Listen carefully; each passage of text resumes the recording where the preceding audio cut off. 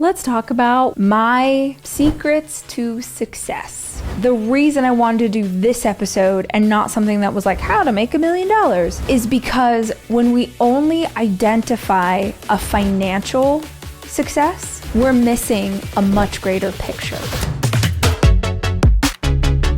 Let me tell you what success looks like to me. I make my own schedule. I do work on my terms. I have a small but mighty team of people that I love. I'm sitting crisscross applesauce, drinking coffee, wearing an old band tee. This is my office. This is a huge piece of my success, is that I'm doing work that I love and I'm doing it on my terms. Success to me looks like, I would say 98% of the time, I am there when my kids wake up and I am there when they come home from school, and that is a huge piece of what success looks like to me. I can do this job from anywhere. I have recorded podcasts in Hawaii, in Switzerland, in London, in New York. I can do this job from anywhere. These are things that I have done consistently for over a decade to get to this place of success. But there is a really big piece of privilege in me getting to do these things. And it's very important that I say it. I don't take in a lot of what has been said about me or my success over the years. But one piece that I have heard, that because I was married to a successful man, that made me successful. I think any woman who has worked her ass off to get to the place that she's at and then has the world be like, yes, but someone helped, yes, but your husband, yes, but your boyfriend, yes, but your manager. Like, women get this a lot, and it's fine. You, the internet, everybody can think whatever they want, because I know the truth. The only reason I bring it up is there was a piece of being married to someone that gave me immense privilege that I want to touch on. I did not have to worry about childcare. That piece is such a massive privilege, that because at the time I had young children and my husband had a really good job, we had babysitters, we had a nanny. I never had to worry about childcare, and that is a massive freaking privilege as a working mom. Period. But that being said, here are 5 things that I think were huge components to me having the success I have today. Number 1, I have always had big goals for myself. Always. And I would say that most of my friends or the people I've met on the podcast who have achieved really big goals would tell you something very similar. They would say that they focused on the goal. They didn't obsess over like how, they just obsessed over what. And I've always kept them in sight. Like, at any moment, I know what I am working toward. I know what I'm working toward in my professional life. I know what I'm working toward in my personal life.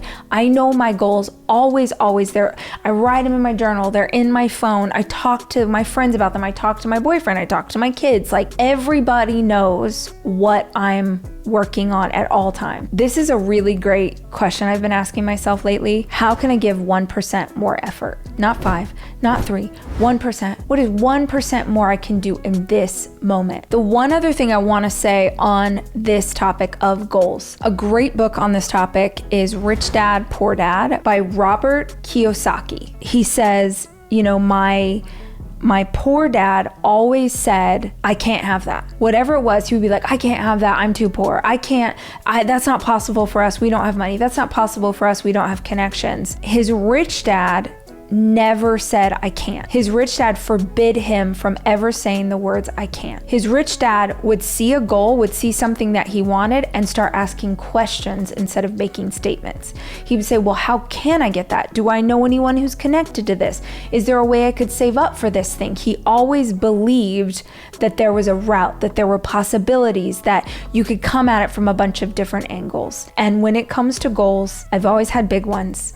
I've always believed that the goal could be mine if I was willing to work hard enough. And I've always kept those goals front and center in everything I do. The second thing is a big reason I have financial success. I knew if I did this whole list and I didn't talk about finances, you guys are going to be bummed. So you have to go back to the beginning of my entrepreneurial career, which at this point is over 20 years in the making. But to get to the place that I was making real money in my business, let's go back a decade. There was something that a salesperson said once that fundamentally changed the way I pursued revenue in my business.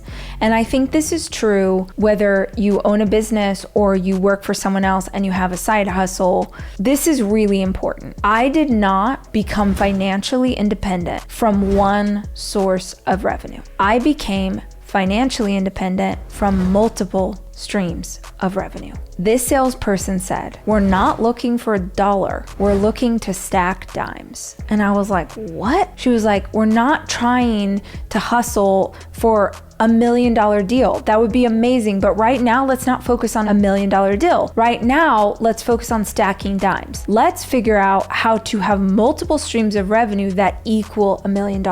When you are first trying to figure out how to gain financial independence or how to grow your revenue or how to grow your personal wealth or how to pay off debt, thinking in terms of multiple streams is huge. My one thing was that I communicated with an audience to storytell ideas that I thought would be helpful. I have never changed my one thing, but I found a way to have multiple streams of revenue that all fell under that same category. I stack dimes. The third thing, a willingness to fail. So many of you are not pursuing your ideas, your creative inspiration, the potential that you believe you have in your heart. So many of you are not pursuing that because you're afraid you're going to fail. I failed financially. I failed as a leader. I failed publicly. I failed as a parent, a friend, a sister, a human, all of it. But the difference between high achievers and people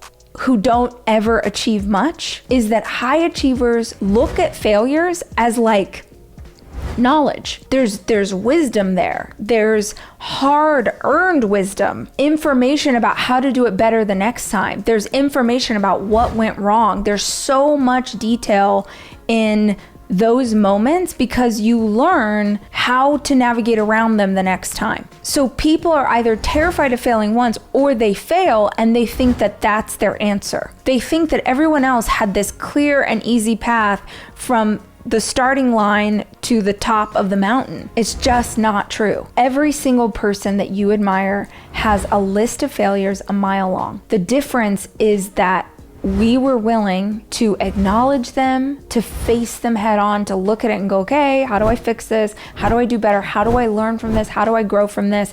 And how do I use this as my platform for where we go from here? Years ago, I was at a conference and I heard Dave Ramsey speak. And he said, people see the successful, they imagine us like standing on a mountaintop. Like you're on this mountaintop of success. We are not standing on a mountaintop of success. We're standing on one failure stacked on top of another. We're standing on a mountaintop of failure. But the difference between the successful and the unsuccessful is that we are standing on top of the failures instead of buried underneath them. We don't let failure determine our potential. And a really simple way to pursue that is a process of reviewing and reflecting. So just understand that failure is intrinsically tied to success. 4, I evolved. Remember I told you that I had one through line, one thing, which is an audience that I communicate with for a decade. I storytell to this audience and I share ideas that I think will be helpful. That has never changed, but the way I storytell has changed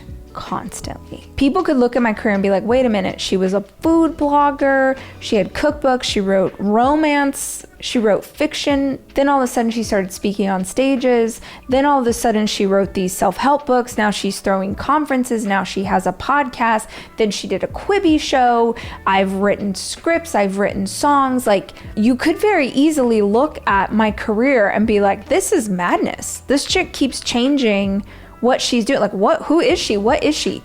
Y'all, I'm a storyteller. The way I storytell has evolved because years ago, I looked at every single person that I admired and I was like, they all evolve. Madonna evolves. Do we remember when Lady Gaga showed up at an awards show wearing a dress made of meat? Now she's winning Oscars, the classiest woman in the freaking room. That is an evolution. I challenge you to look at every person you admire who's an author, an actor, a director, an artist who has stood the test of time, someone who's been around for decades. Every single person I admire has done the same thing, but evolved the modality that they did it with. This is true for me. You will continue to see things where you're like, well, now she's going on tour. Now she has a movie coming out. Now she's doing, yeah. If you don't evolve, you die creatively, period. Your well is empty. You've got nothing to pull from. So a huge piece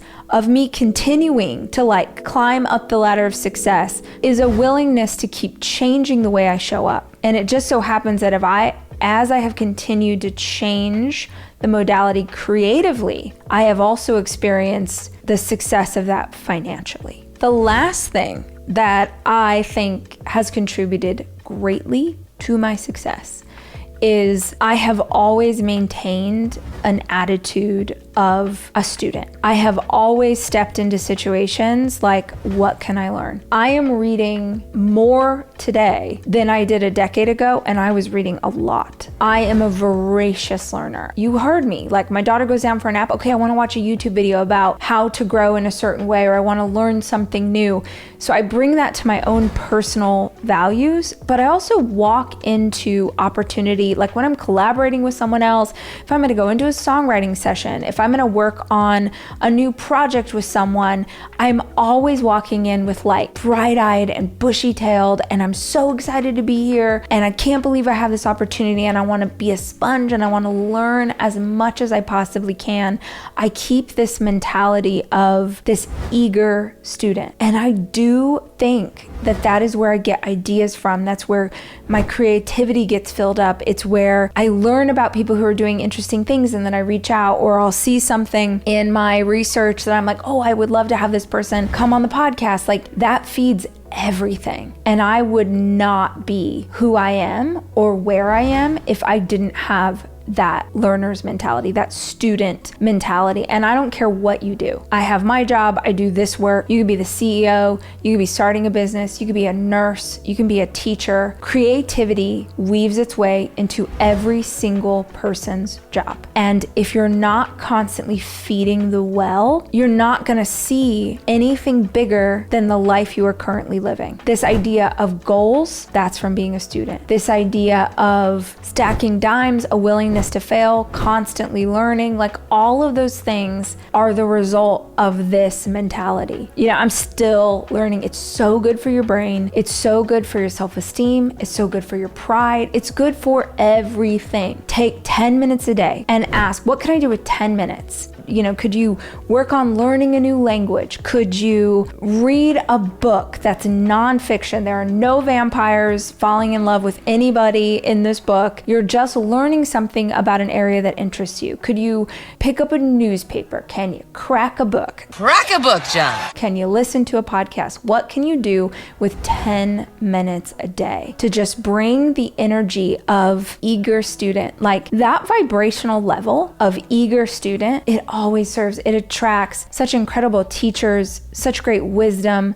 I'll get this article at the exact moment that I needed to get it. It's fantastic. And it's a huge piece of the life that I live today. So thank you so much for hanging out, guys. I appreciate you spending this time with me. If you are still here and you haven't yet subscribed to the channel, please do that. Subscribe to the podcast so you never miss an episode.